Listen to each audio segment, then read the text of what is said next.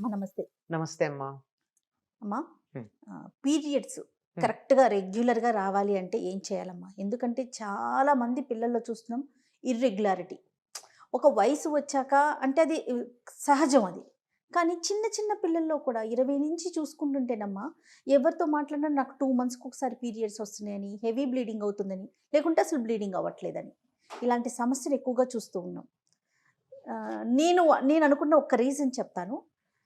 ఎర్లీగా పిల్లలు మెచ్యూర్ అవ్వటం ఏమన్నా ఒక కారణమా? ఎందుకంటే ఇదివరకు 13, 14, 15 ఆ ఏజ్‌కి. కానీ ఇప్పుడు చూసుకుంటే 8, 9, 10 లోపే మెచ్యూర్ అయిపోతూ ఉన్నారు. అదేమన్నా కారణమమ్మా అసలు? దానికి హార్మోనల్ ఇంబాలెన్సే కారణం అమ్మా. 8 ఏళ్లకి అవ్వడం కూడా మనం తీసుకునే ఆహారాల్లో హార్మోన్స్ చాలా ఉంటున్నాయి. For example soya. సోయా తీసుకుంటే అది కూడా ఫిమేల్ హార్మోన్స్ ఇవన్నీ ఆఖరికి పాలల్లో కూడా గేదెలకి, ఆవులకి హార్మోన్లు అవునవును. ఇస్తున్నారు. ఈ హార్మోన్ల కారణం ఆడపిల్లల్లో అది మీరు చెప్పింది కరెక్టే. ఆడపిల్లల్లో తొందరగా మెచ్యూర్ మెచ్యూర్ అయ్యే అవ్వటం. లక్షణం. మగపిల్లలకేమో గడ్డాలు, మీసాలు రాకపోవడం. ఆ! కనపడుతున్నాయి కదా! చాలా అవునవునవును. మందికసలు రావట్ల. ఆ! అసలు ఫుల్లుగా ఉండేవాళ్ళు చాలా తక్కువ. అందుకేనేమో ఇలా ఉండండి అని జెప్పి ఇప్పుడు పెద్ద పెద్ద వాళ్ళందరూ గడ్డాలు పెంచుకుంటున్నారు. మాలాగా ఉండండిరా అని. లేని వాళ్ళకి ఆదర్శం అనిపిస్తూ ఉంటుంది నాకు. ఇదంతా కూడా ఈస్ట్రోజన్ అనేటటువంటిది బాగా వీళ్ళు తీసుకునే ఫుడ్‌లో ఉండడం వన్ ఆఫ్ ద రీజన్స్ అమ్మా. దానివల్ల లావుగా కూడా ఉంటారు. హ్మ్. పిల్లలు లావెక్కుతున్నారని జెప్పి వాళ్ళు బాగా లావుగా ఉండే ఆహారాలు పెట్టడం వాటన్నిటిలో ఈస్ట్రోజనే వన్ ఆఫ్ ద రీజన్స్. ఇది మీరన్నది ఒకటి కారణమైతే, అంటే త్వరగా మెచ్యూర్ అవ్వడానికి మాత్రమే ఆ! అదే ఆ! కారణం. ఆ! అయితే ఇర్రెగ్యులర్‌గా ఉండడానికి చాలా కారణాలున్నాయమ్మా. ప్రధానంగా ఫస్ట్ టైమ్ మెచ్యూర్ అయినప్పుడు వాళ్ళు కొన్ని నియమాలు పాటించాలి. అవి పాటించట్ల చాలామంది. హుహు. 10 మందికి మేము చెప్పకూడదు. ఇది గూడా ఒకటి చెప్పుకోవాల్సిందా? హ్మ్. దాచుకోవాల్సింది చెప్పుకోవాల్సింది కాదు అన్న వరకు మనం అంగీకరించొచ్చు గానీ, అప్పుడు పాటించాల్సిన నియమాలు పాటించడానికి ఏమైంది? చెప్పకుండా పాటించొచ్చుగా? హ్మ్. అవునమ్మా. చెప్పకుండా నియమాలు పాటించొచ్చు కదా!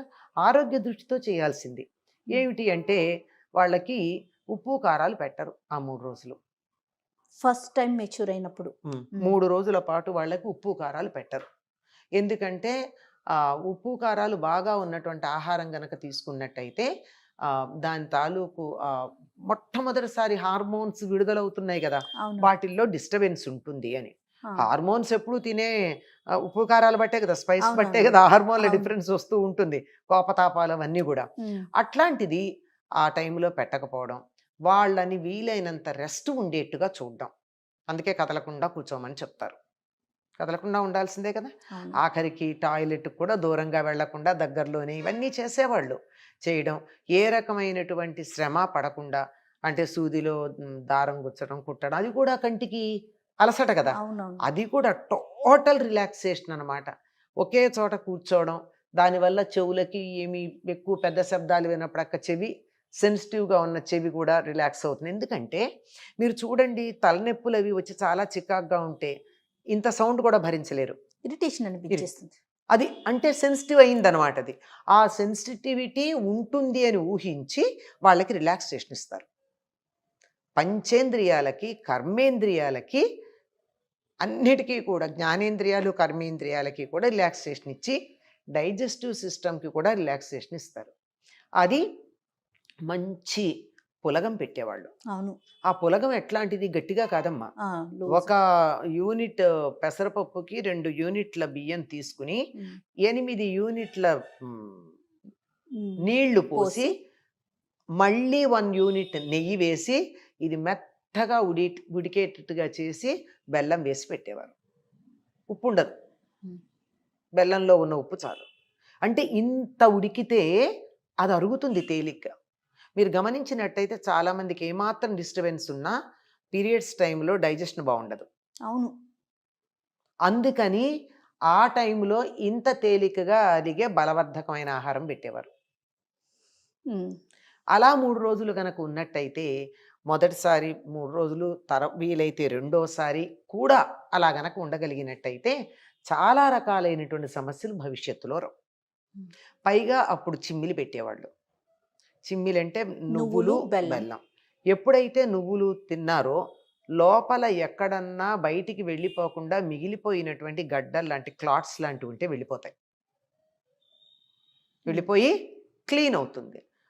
ఒకసారి అంటూ లోపలిది ఫుల్ క్లీన్ అయితే మళ్ళీ నెక్స్ట్ టైం చాలా హ్యాపీగా ఉంటుంది. తప్పనిసరిగా నువ్వులు బెల్లమే. అవును. ఇంకా కొన్ని ప్రాంతాల్లో నువ్వుల నూనె కూడా తాగిస్తారు. అవును. ఉమ్. అవునమ్మా.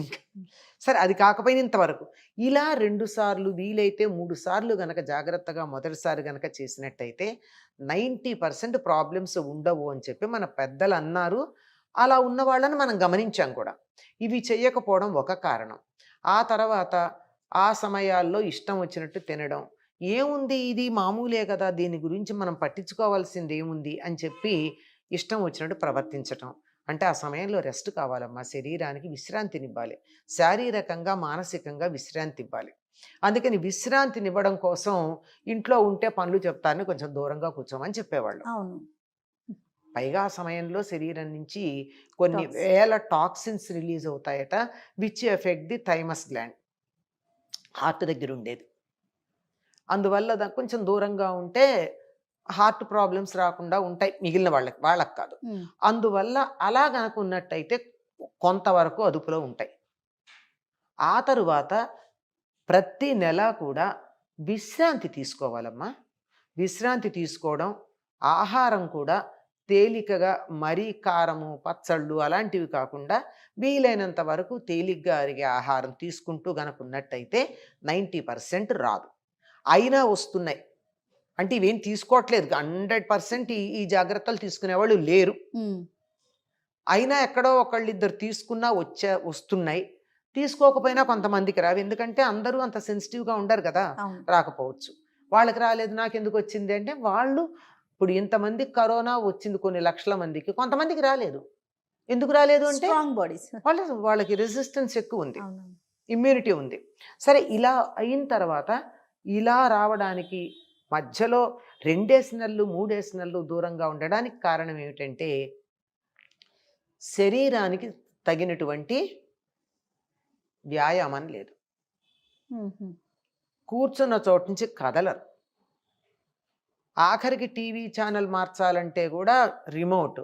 ఈ మధ్య రిమోట్ కూడా వస్తున్నాడు, ఎలెక్సా అని పిలుచుకుంటున్నారు. అయిపోయిందా?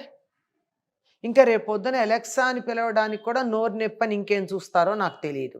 మరి శరీరానికి శ్రమ ఏది? శ్రమ లేకపోతే ఏమవుతుంది? వాడనటువంటి అవయవాలు పాడైపోతాయి. ఒక వాచి కొన్నాళ్ళు వాడకపోతే పనిచేయదు, ఒక కారు కొన్నాళ్ళు వాడకపోతే పని చేయదు. మన శరీరంలో అవయవాలు కూడా కొన్నాళ్ళు వాడకపోతే పని చేయవు, పని చేయకుండా తయారవుతాయి. ఈ పని చేస్తే తప్ప హార్మోన్లు రావు. మనం బాగా ఎక్సర్సైజ్ చేశారనుకోండి, చెమటలు పడతాయి, కానీ ఎంత హ్యాపీగా ఉంటుంది. కారణం ఏమిటంటే అప్పుడు రిలీజ్ అయ్యే హార్మోన్లే కారణం. ఇటువంటి హార్మోన్స్ మనకి పని చేయకపోవడం వల్ల శరీరంలో రిలీజ్ అవ్వకపోయేటప్పటికి ఏమవుతుందమ్మా, హార్మోన్ల రిలీజ్ లేకపోతే, హార్మోన్ల వల్లే కదా ఇవన్నీ జరిగేది. అవును, ఫెమినైన్ మాస్కులైన్ అనే డిఫరెన్సు హార్మోన్ల వల్ల వచ్చింది. హార్మోన్లు సరిగ్గా రిలీజ్ కాకపోవడం వల్ల ఇవి డిస్టర్బ్ అవుతాయి. అంచేత శారీరకమైనటువంటి శ్రమ కల్పించాలి, సరైనటువంటి ఆహారం తీసుకోవాలి, సమయాన్ని పాలించాలి. కానీ ఇక్కడ చాలా పెద్ద సమస్య ఉంది. చాలామంది ఆడపిల్లలు వర్క్ ఫ్రమ్ హోమ్ ఒకటి, తర్వాత ఆన్లైన్ వర్కింగ్ ఒకటి చేయడం వల్ల వీళ్ళకి చాలా ప్రాబ్లం ఉంది. ఒకటి కూర్చున్న చోటు నుంచి కదలకపోవడం అయితే, రెండోది bio clock disturbance, major problem. Bio clock disturbance. శరీరంలో కూడా ఒక గడియారం ఉంది. ఈ గడియారం బయట ప్రకృతిలో అనుసంధానం అయ్యి ఉంటుంది. రాత్రి ఎందుకు నిద్ర వస్తుందమ్మా? ఎందుకు వస్తుంది? ఎట్లాంటి వాళ్ళకి? వాతావరణాన్ని బట్టి. కనుక ప్రకృతి రాత్రి మేలుకోవడం సహించదు, పగలు మేలుకోవాలి, రాత్రి పడుకోవాలి. మన శరీరంలో కూడా అవయవాలు రాత్రి బాగా కొన్ని పనిచేస్తాయి. ఈ తెల్లవారుజామున కిడ్నీలు పనిచేస్తాయట, రాత్రి లంగ్స్, టైమింగ్స్ ఉన్నాయి. ఆధునిక శాస్త్రజ్ఞులు కూడా చెప్పారు టైమింగ్స్. ఈ టైంలో ఇది పనిచేస్తుంది, ఈ టైంలో ఇది పనిచేస్తుందని. వాటిని అవి పనిచేసేవన్నీ ఓవర్హాల్ అయ్యి పొద్దుటికి ఫ్రెష్గా పనిచేస్తే కదా శరీర అవయవాలు బాగుండేది. అందువల్ల మొట్టమొదట బయోక్లాక్ డిస్టర్బ్ అయితే కన్ఫ్యూజ్ అయ్యేది ఏమిటయ్యా అంటే హార్మోన్స్. హార్మోన్స్ కన్ఫ్యూజ్ కన్ఫ్యూజ్ అయితే అవ్వంగానే హార్మోన్స్ ప్రభావం వల్ల వచ్చే first activity periods. Periods. So periods get disturbed. రావాలా వద్దా? లెక్క రాత్రా పగలా? అది కన్ఫ్యూజ్ అవుతుంది. 28 డేస్కి రావాలి. 28 డేస్కి రావాలంటే 24 గంటల్లో రాత్రి పగలు లెక్కేసుకుంటే నువ్వు రాత్రి మేలుకున్నావు, ఇది పగలవుతుందా రాత్రి అవుతుందా, ఇట్ గెట్స్ కన్ఫ్యూజ్డ్. డే ఎప్పటికి పూర్తయిందో శరీరానికి తెలియటల్లా, మంత్ 28 రోజులు ఎప్పటికయిందో తెలియటల్లా. దాంతో అది కన్ఫ్యూజన్లో it stops for some time, then malfunctioning మొదలవుతుంది. దాంతో త్వరగా రావు కదా అనుకుంటే ఎట్లాగొట్లా వస్తాయి, ఎప్పటికో అక్కడ పేరుకుపోయి వస్తాయి. వచ్చిన తర్వాత మొత్తం ఫ్లష్ అవుట్ అవ్వాలి కనుక ఎక్కువ రోజులు బ్లీడింగ్ ఉంటుంది. దాంతో రకరకాలైనటువంటి ప్రాబ్లమ్స్. ముందు మొట్టమొదట కనపడేది disturbed periods, next disturbed mind, depression, distress, ఇలాంటివన్నీ తర్వాత వస్తాయి. చాలా ఇది. నేను ఒక ఇన్సిడెంట్ చెప్తా, యాక్చువల్ ఇన్సిడెంట్ చెప్తా. 4 నెలలు అమ్మాయికి పీరియడ్స్ రాకపోతే తల్లికి డౌట్ వచ్చింది, ఈ పిల్లకి పీరియడ్స్ రాలేదేంటి అని. చాలా అనుమానపడింది. పాపం ఎక్కడ అమ్మాయి ప్రవర్తనలో తేడా కనపట్టల్లా. ఎలాగ డాక్టర్ దగ్గరికి ఎట్లా తీసుకెళ్ళాలి ఆలోచిస్తుంది. అనుకోకుండా జ్వరం వచ్చింది, తల్లి అదృష్టానికి జ్వరం వచ్చింది. జ్వరం వస్తే జ్వరం ప్రకారం హాస్పిటల్కి తీసుకెళ్ళి, దక్కర్లేదమ్మా పారాసిటమాల్ వేసుకుంటానన్నా, ఇదొక ప్రిటెక్స్ట్ తీసుకెళ్ళడానికి తీసుకెళ్ళాక డాక్టర్తో ఏదో మాట్లాడుతూ, అమ్మ ఈ నైట్స్ బాగా మేలుకుంటే కూడా ఇలా వస్తుందా అని కావాలని అది అలా లంకి మాటల సంబంధం పెట్టాక ఆ డాక్టర్ 1-2 అడిగి అమ్మాయి నీకు ఎన్నాళ్ళు అయింది పీరియడ్స్ వచ్చి. యాక్చువల్ జరిగిన ఇన్సిడెంట్ చెప్తున్నాను నేను. 4 months అయింది అంటే వెంటనే డాక్టర్ ప్రిస్క్రిప్షన్ రాసింది, స్టాప్ ద జాబ్. జ్వరానికి జాబ్కి సంబంధం ఏమిటి? నేను చెప్పాను, నా మాట మీద నమ్మకం ఉంటే మానేయి, నీ పీరియడ్స్ అడ్జస్ట్ అవుతాయి, తర్వాత నీ ఆరోగ్యం బాగుంటుంది అని. పాపం అమ్మాయి కొంచెం మంచిది కనుక తల్లి అనుకుంది, నా కూతుర్ని నేను అనవసరంగా అనుమానపడ్డాను, 4 నెలలు పీరియడ్స్ రాలేదేంటి పిల్లకని అనుమానపడ్డాను, అయ్యో అని తన పాపం మనసులోనే క్షమాపణ చెప్పుకుంది. ఆ అమ్మాయి పీరియడ్స్ జాబ్ మానేసింది. 1 weekలో పీరియడ్స్ వచ్చాయి. నెక్స్ట్ మంత్ ఎగ్జాక్ట్లీ 28 daysకి వచ్చాయి. This is incident I have seen with my own eyes. ఆ తల్లి కూతురు నాకు తెలుసు. మరి ఇది పీరియడ్స్ డిస్టర్బెన్స్ అన్నదానికి ఇంతకన్నా గొప్ప ఉదాహరణ చెప్పాలని అనుకోవటంలా. కరెక్ట్ అమ్మా. సో బయో సిస్టమ్ మనం ఫాలో అవ్వాలి అమ్మా. బయోక్లాక్ ఉంది కదా, అది దాన్ని ఫాలో అయితే 120 ఏళ్ళు బతుకుతాం. అంటే ఈ ఉద్యోగాలు చేసేవాళ్లే కాదమ్మా, మరి మా అమ్మాయి ఉద్యోగం చేయట్లేదైనా డిస్టర్బెన్స్ ఏంటి అని అడిగే వాళ్ళు ఉంటారు కదా. అమ్మాయి ఎప్పుడు పడుకుంటుందో చూడండి. ఎప్పుడు పడుకుంటోంది? అర్ధరాత్రి దాకా మేలుకుంటోందా? ఉద్యోగం చేయట్లేదు కానీ అమ్మా టీవీ చూస్తుంది. మేము టీవీ కట్టేస్తే సెల్ ఫోన్లో చూసుకుంటుంది సీరియల్స్, లేదా ఇంకేవో ఉంటాయి కదా చూస్తే, లేకపోతే చాటింగ్, ఏదైనా. మేలుకోవడం అన్నదే ప్రధానం. అది నువ్వు ఉద్యోగానికి కోసం మేలుకున్నావా, చాటింగ్కి మేలుకున్నావా, టీవీ చూస్తున్నావా, ఇంకేదైనా వర్క్ చేస్తున్నావా, నీ సొంత పనైనా చేసుకోవచ్చు. ఇలా గనక చేసుకుంటే ఎప్పుడో ఒకసారి it doesn't make much of a difference. కానీ రెగ్యులర్ బేసిస్ మీద కనుక అయినట్టయితే అవుతుంది. ఈ రాత్రి తెల్లవారులు మేలుకోవడాలు అన్నది చాలా చాలా ప్రమాదకరమైనటువంటి ప్రాబ్లం అమ్మ. అది అన్ని రకాలు, డైజెస్టివ్ సిస్టమ్ మీద పనిచేస్తుంది, లివర్ మీద పనిచేస్తుంది, కిడ్నీస్ మీద పనిచేస్తుంది. రాత్రిపూట యాక్టివ్గా ఉండి ఓవర్హాల్ అయ్యే శరీర అవయవాలన్నింటి మీద పనిచేస్తుందమ్మా అది. అందువల్ల మేలుకోవడం ప్రధానం. దేనివల్ల అన్నది వేరే మాట. ఈ జాగ్రత్త కూడా తీసుకోవాలమ్మా. జాగ్రత్త. అమ్మాయికి రెగ్యులర్గా పీరియడ్స్ రావట్లేదంటే రోజు 10ంటికి పడుకోబెట్టండి.